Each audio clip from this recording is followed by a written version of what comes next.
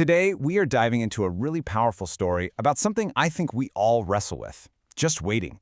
It's about how a super frustrating moment, the kind we all have, can actually turn into this incredible lesson on patience. And it all starts with a simple packet of biscuits. But seriously, think about it. When was the last time you really, truly just waited? Like with no phone to scroll through, no mental to-do list running, and without that feeling of impatience just bubbling up inside you. In our world, waiting usually feels like a problem we need to solve, right? A total waste of time. But what if it's not? What if it's actually an opportunity?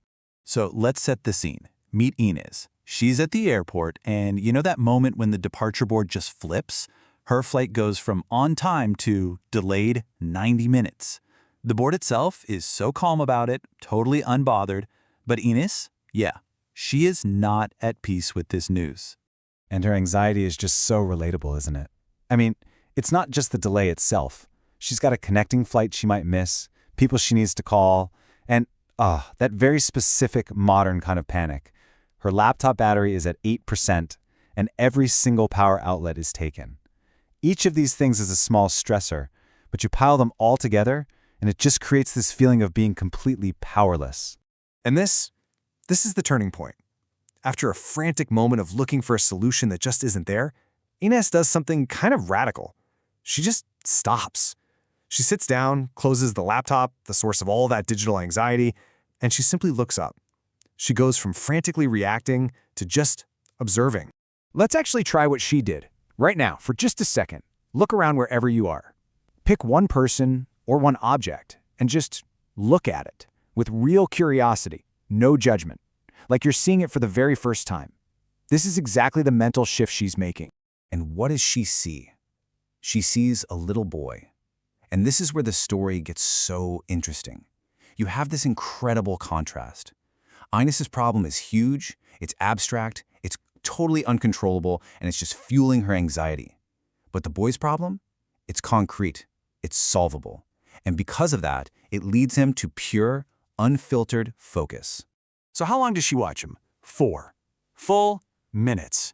In today's world, watching anything for 4 uninterrupted minutes feels like an eternity. It just goes to show you how completely her attention is shifted away from her own worries and onto this tiny little human's epic struggle. So what was this huge problem? He was trying to open a foil packet of biscuits. And just look at his method. He's so systematic about it. He tries one end, then the other. He even tries using his teeth. He tries to delegate, asking his mom for help, and she, very smartly, just encourages him instead of doing it for him. And here's the thing. He doesn't throw a tantrum. He doesn't give up. He just goes right back to the packet with this renewed focus, and eventually, he gets it open. And just like that, the change inside of Ines is complete. Just by watching this tiny act of incredible persistence, her whole internal state transforms. That anxiety just melts away, and it's replaced by this gentle, smiling appreciation for the little masterclass in patience that just happened right in front of her. Watching that little boy's determination kind of holds up a mirror to her, and it leads her to this really important question. When did we, as adults, lose that ability? The ability to just stick with something hard, to try and fail and just try again, without all the self-judgment, without just giving up. So, what's your biscuit packet? Think about it for a second. What's something you walked away from recently just because it was harder than you thought it would be? The point here isn't to feel guilty. It's just to notice it.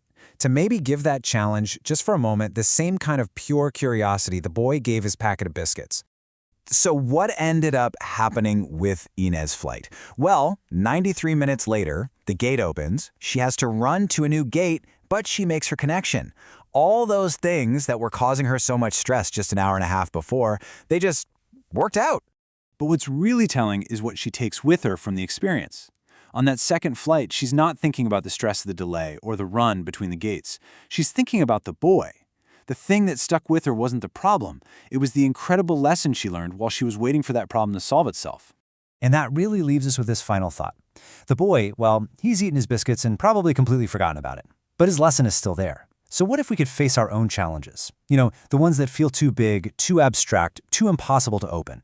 What if we could face them with just a tiny fraction of that focused, patient, and truly extraordinary commitment? What might we be able to unwrap?